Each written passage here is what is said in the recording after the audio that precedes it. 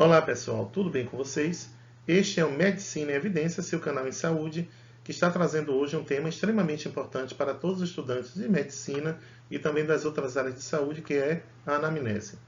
Bem, para que essa aula não seja tão prolongada e que acabe ficando chata ou desinteressante aí para passar dos seus 40, 50 minutos, então eu resolvi dividir este tema em 3 partes. Nós vamos estudar então, essa é a primeira parte, e vamos lá.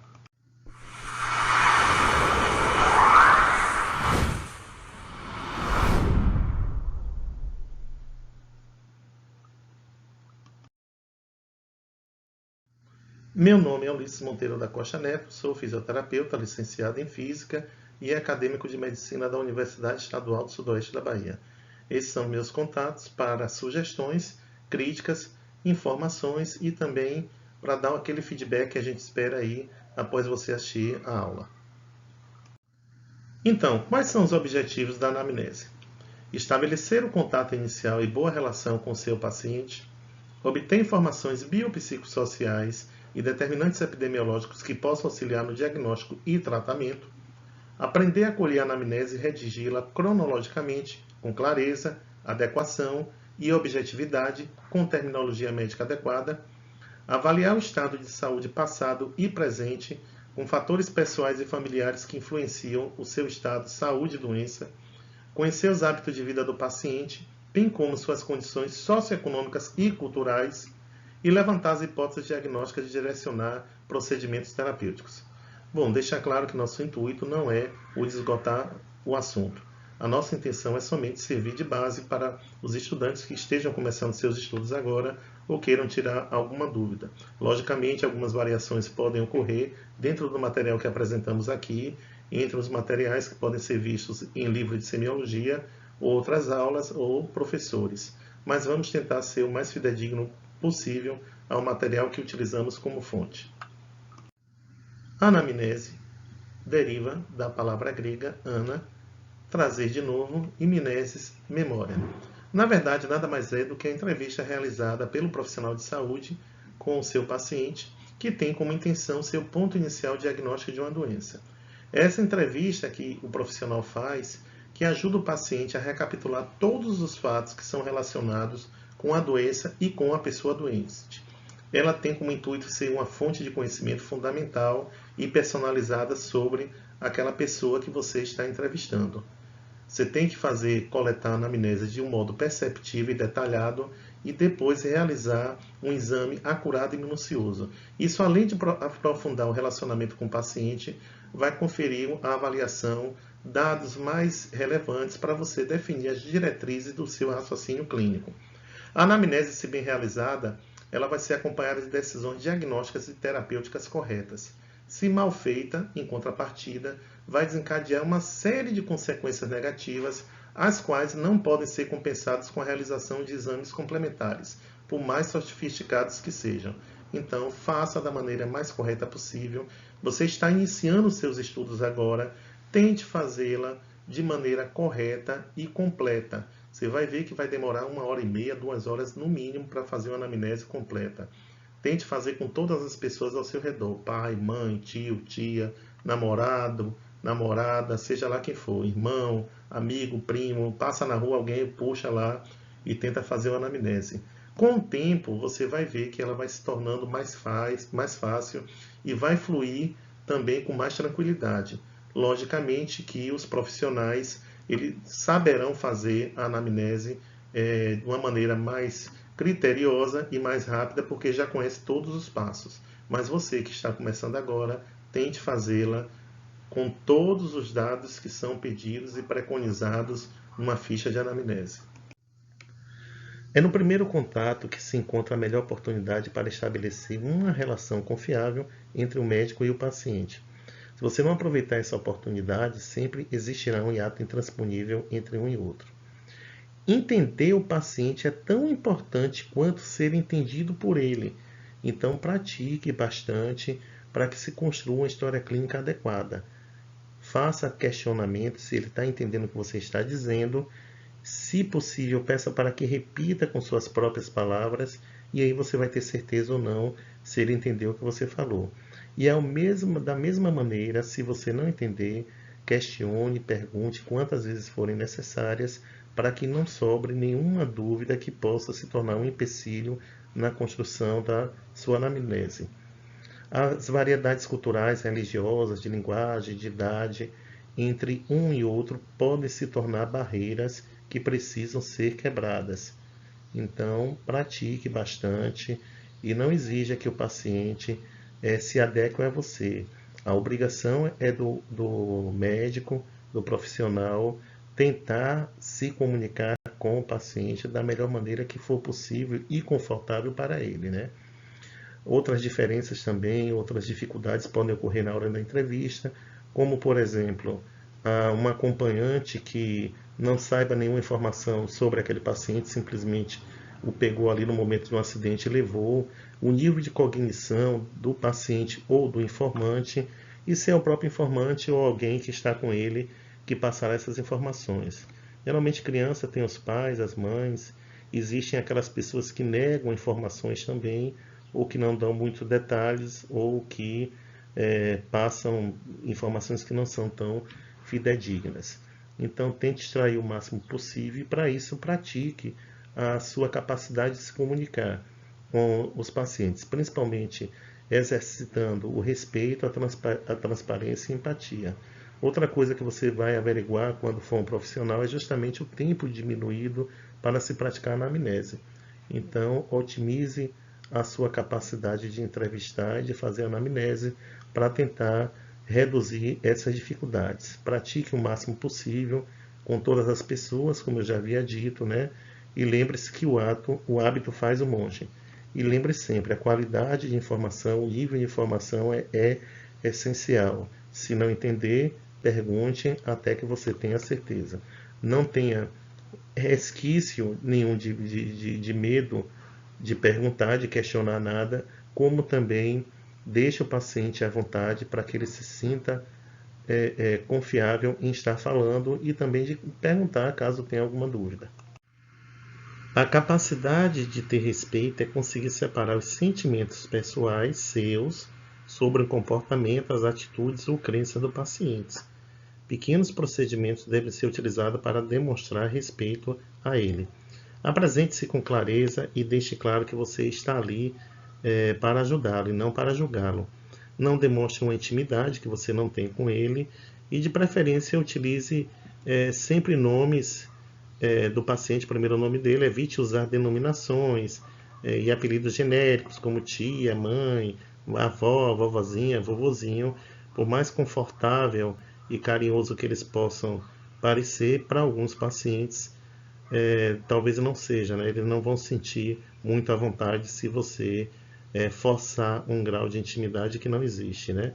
Garanta o conforto e a privacidade dele, evite apelidos também, nomes pejorativos, para que ele se sinta bem à vontade e respeitado.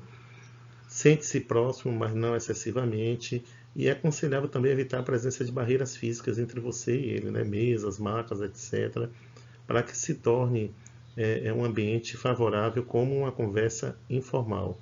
Principalmente com crianças, que sua abordagem e até vestimentos podem ser diferentes. Explique cada passo do que vai ser realizado e, se possível, o objetivo dos passos que você fará, né? Isso deixará o paciente mais à vontade e mais confiante nos seus procedimentos, principalmente se for aqueles procedimentos que irão trazer algum desconforto ou dor. Responda ao paciente de forma a deixar registrado que você está ouvindo atentamente. Sim, entendo, ok. São palavras que não vão quebrar o raciocínio dele, ao mesmo tempo que permitem saber que você está ouvindo a sua narrativa, está atento. Outro erro muito frequente, até com pessoas experientes, e um erro muito perigoso, é a conclusão prematura de um diagnóstico definitivo ou sindrômico, sem que você tenha os dados necessários para isso. Às vezes a pessoa acha que já tem experiência o suficiente e corta a narrativa porque acredita que já tem o diagnóstico, né? Então, não se pode. Tente evitar isso aí porque é um erro bem frequente. Então, vamos agora para os passos da anamnese, que são em número de 7. Quais são eles? Identificação, queixa principal e duração, história da doença atual ou história da moléstia atual, interrogatório sintomatológico, antecedentes pessoais e familiares, hábitos de vida e condições socioeconômicas e culturais. Lembrando sempre que você deve se apresentar e ser gentil. Posso estar sendo repetitivo, mas verão com o tempo que isso faz uma grande diferença. Cria um vínculo entre você e o paciente, para que ele se sinta acolhido e confortável. Nós iremos, nessa primeira parte da aula, ver os 3 primeiros tópicos: identificação, queixa principal e história da doença ou da moléstia atual. A identificação é o primeiro item. Ele possui diversos interesses. É o momento que se inicia o contato com o paciente, saber o nome dele é indispensável para fazer a comunicação acontecer num bom nível afetivo. E são obrigatórios os seguintes itens. O primeiro é o nome, de preferência completo, que além de permitir o arquivamento do prontuário, estabelece também a relação de confiança do paciente com o examinador. O endereço, aqui não coloquei, mas o endereço também é fundamental, principalmente o telefone, para que se possa ter ou manter o contato com esse paciente, né?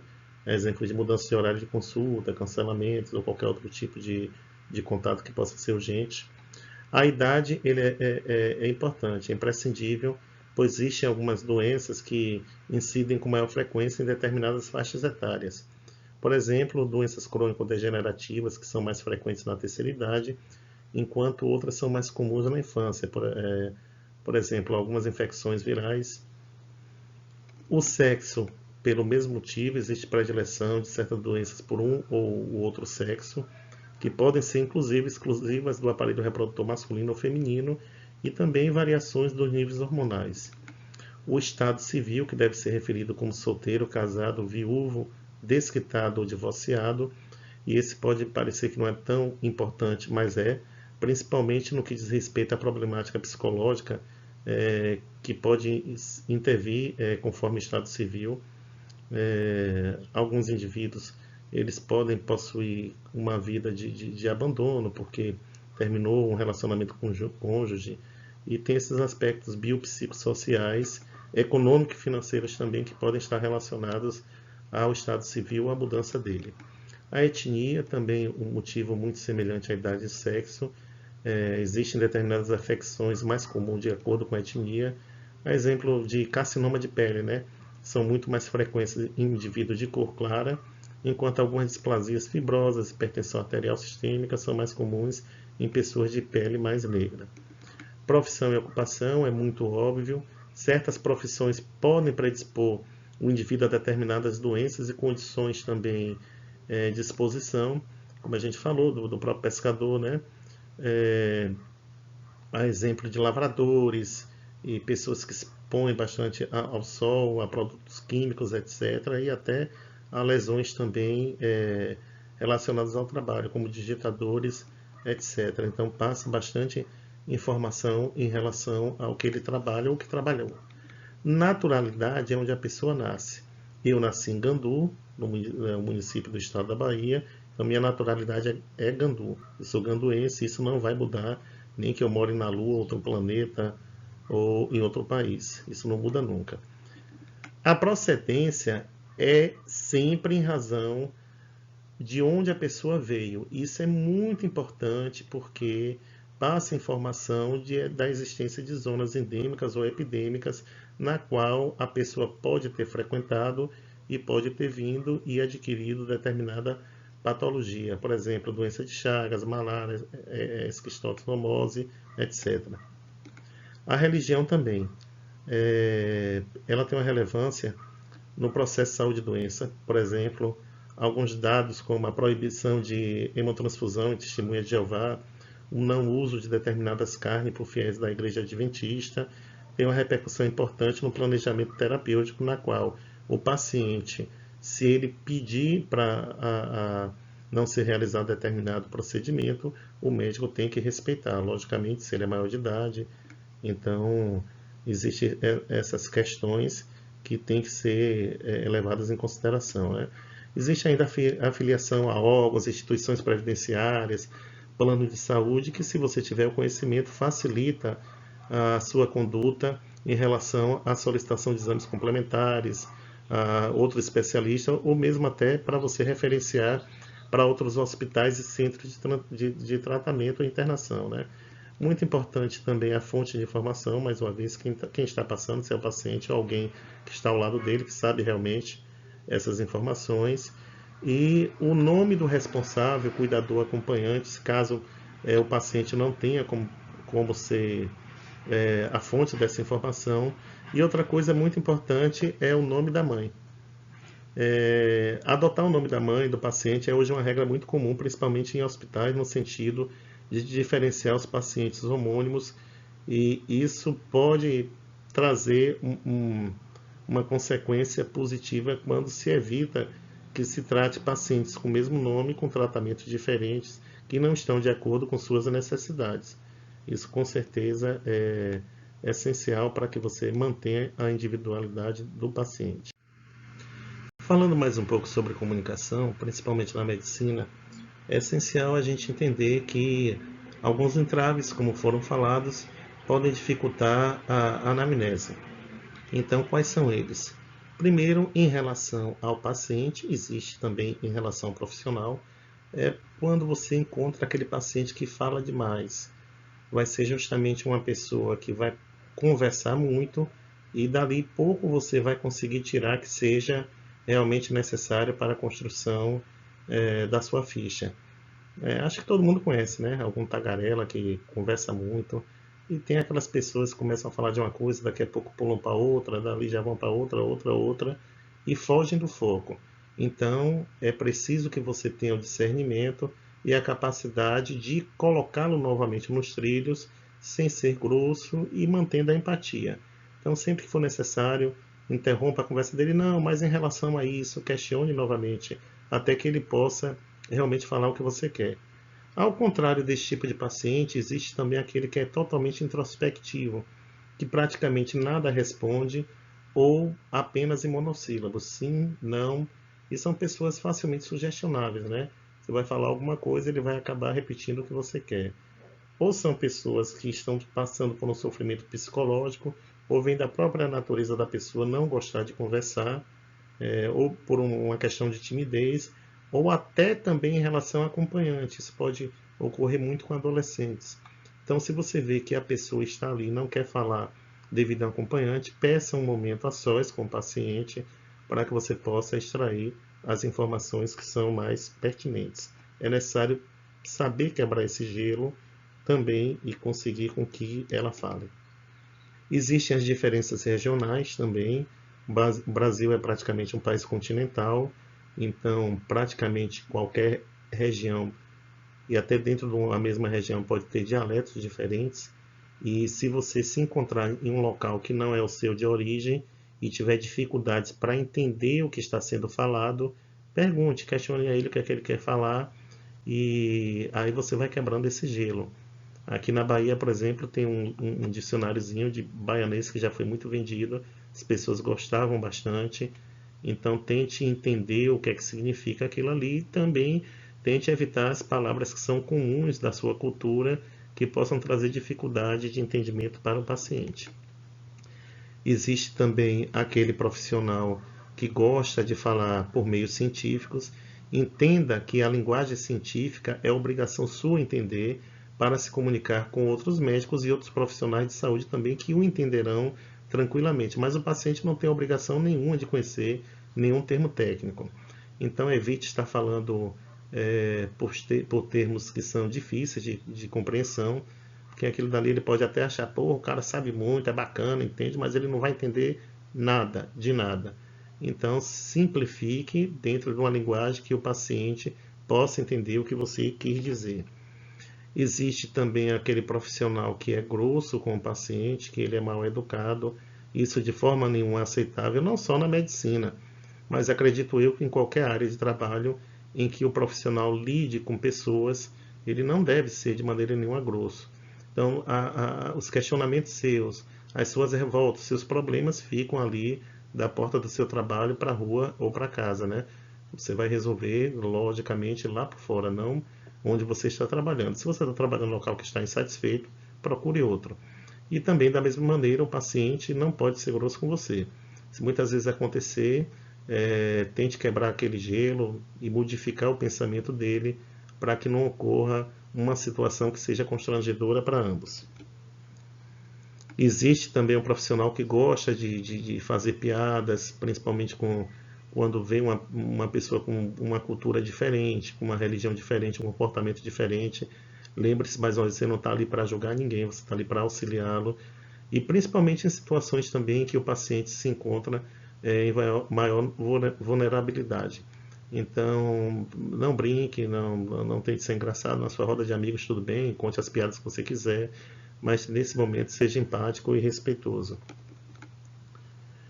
E outra coisa também em relação à sua escrita. Os médicos já têm um preconceito muito grande em relação à escrita médica, já é um paradigma, né, que o médico escreve em garranchos. E muitas vezes acontece mesmo. Hoje, por legislação, o médico é obrigado a escrever de modo claro. Então, faça em caixa alta, em letra de forma, da maneira que você quiser e achar que possa ser entendível para o paciente, faça. Hoje isso é muito quebrado em relação a muitos consultórios que possuem impressorazinha simples, o médico digita a receita ali, imprime, então não acabou o problema, não tem dificuldade nenhuma. Mas na dúvida, peça ao paciente para ler, para ver se ele entendeu mesmo aquilo que está escrito ali. Então, se ele entendeu, dificilmente dentro de uma farmácia, o farmacêutico ou o auxiliar vai ter dificuldade de entender também. E outro problema muito grande, hoje em dia, já há muito tempo, é o Dr. Google, né? É o grande concorrente dos profissionais de saúde, não só médicos, mas fisioterapeutas, odontólogos, psicólogos, etc. Tem uma dificuldade, enfermeiros também, em lidar com o Google, porque o paciente, quando ele vai procurar um profissional de saúde, tenha certeza que na maioria esmagadora das vezes ele já passou pelo Google e já vai lá com aquele diagnóstico, né? Geralmente vai dar câncer, lúpus, amiloidose, tem um monte de coisa que ele vai ver e ele vai com a cabeça dele cheia e vai querer discutir com você, então você tem que ter a capacidade de persuadi-lo de que o que ele encontrou ali não diz a realidade que se encontra naquele momento. Você precisa examiná-lo, fazer todos os procedimentos necessários para chegar ao diagnóstico. O pior é que poucas vezes ali ele vai certo. Acontece que dentro das probabilidades o erro é muito mais frequente e maior, mas algumas vezes ele vai com a ideia certa mesmo no diagnóstico, então tem a humildade de dizer que por um acaso ou não ele acertou, mas não vá contra ele não, se está certo é certo, logicamente que a autonomia é sua, mas o tratamento é compartilhado com o paciente. O segundo dado fundamental da anamnese é queixa principal e duração. Muitas vezes essa duração não vem ao lado, mas ele é tão importante quanto a queixa principal.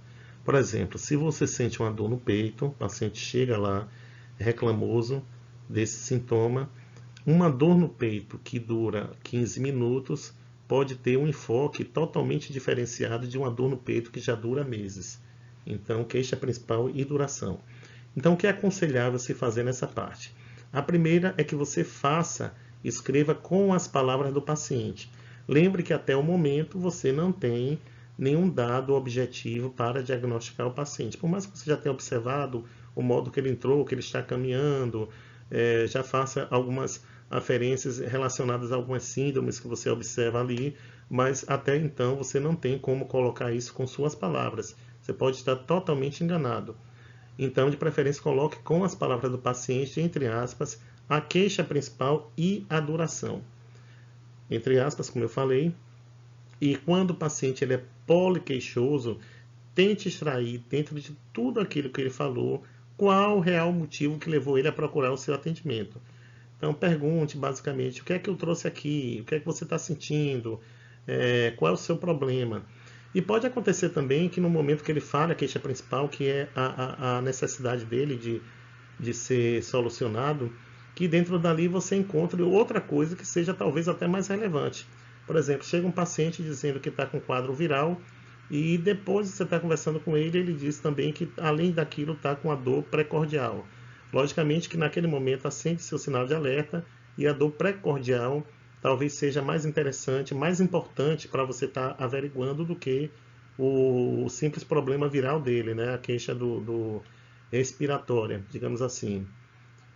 Então, nesse momento, você não pode, de hipótese alguma, se afastar da queixa principal dele, até que você abra uma outra ficha para atendê-lo e ver aquela questão da dor precordial, mas lembre-se que ele foi ali pelo problema viral, o exemplo que a gente está colocando ali, né? Então, sempre escrito com a palavra do paciente entre aspas. Algumas pessoas falam também que você pode ter mais de uma ou duas queixas principais. Isso é o momento que vai estar dizendo a você, e ali só você, como paciente, pode escrever o que realmente importa. E agora a história da doença atual, a história da moléstia atual. Para muitos é a parte mais importante da anamnese, né? Costuma ser a base para chegar ao diagnóstico e é importante para se determinar o sintoma guia. Na verdade, a história da doença atual é uma história completa e detalhada da queixa principal. Você vai pegar aquela queixa que o paciente fez, por exemplo, febre há 8 dias, e você vai tentar detalhar cronologicamente, considerando sua evolução temporal e os seus sintomas. Então, a narrativa, mais uma vez, ela tem que ser clara e cronológica do sintoma guia, que é aquele sintoma principal que o paciente está referindo. Lembrando que sintoma é o que o paciente sente e sinal é o que o profissional vai ver, o médico vai ver no paciente. Tem que prestar atenção na qualidade e intensidade, e é importante também verem os fatores agravantes de alívio. Então, por exemplo, o que é que melhorou, o que é que piorou, se piorou ou não melhorou, a evolução e os sintomas que estão associados também à sua queixa.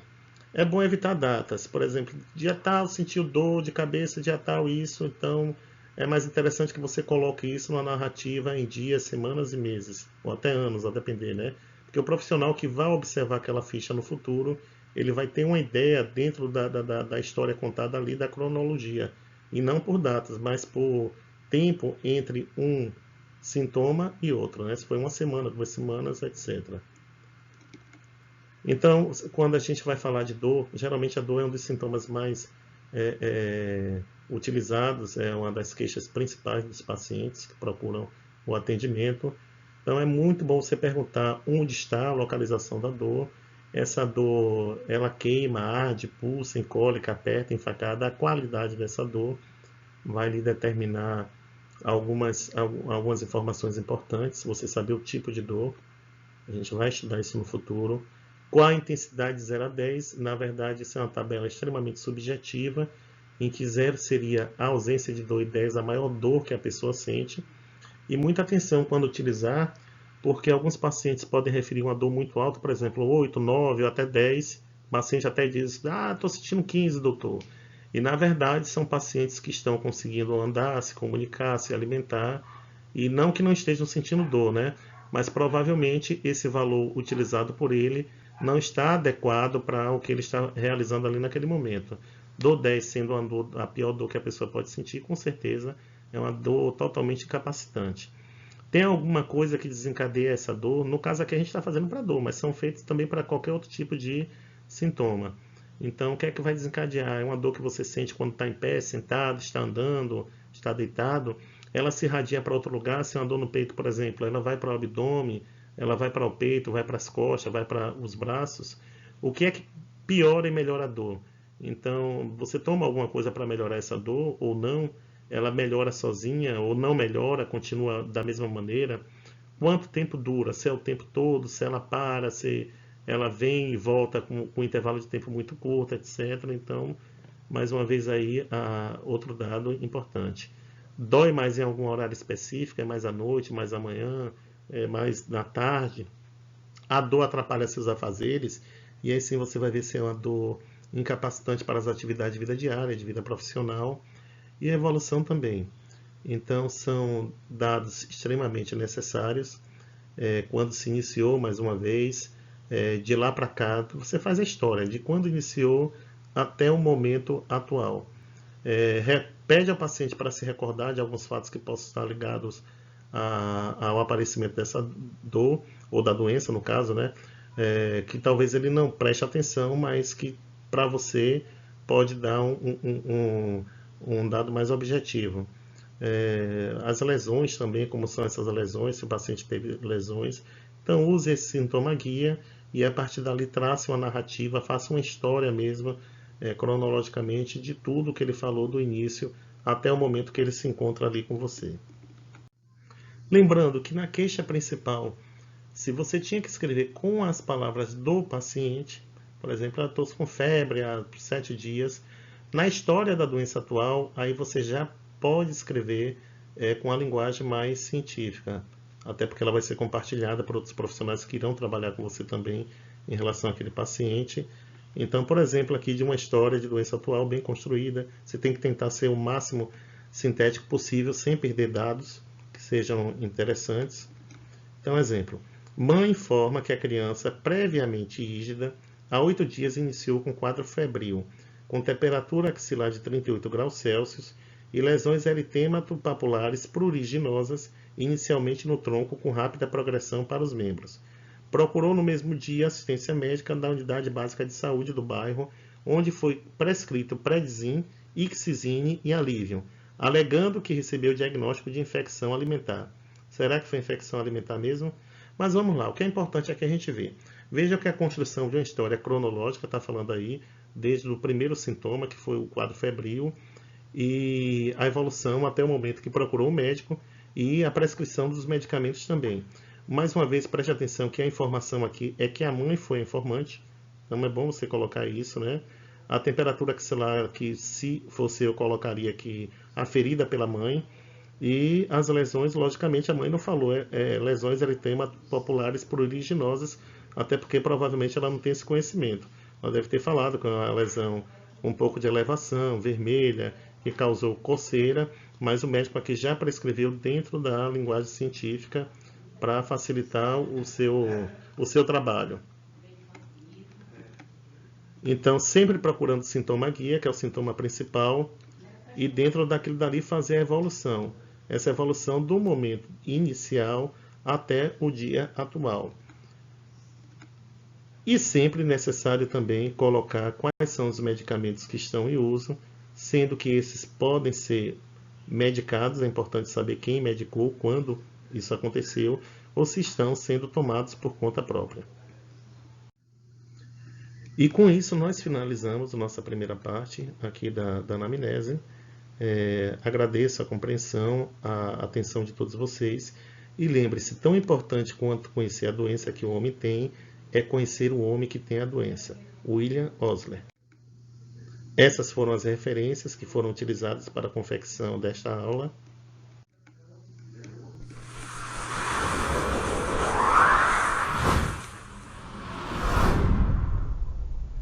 Medicina e Evidência, seu canal em saúde.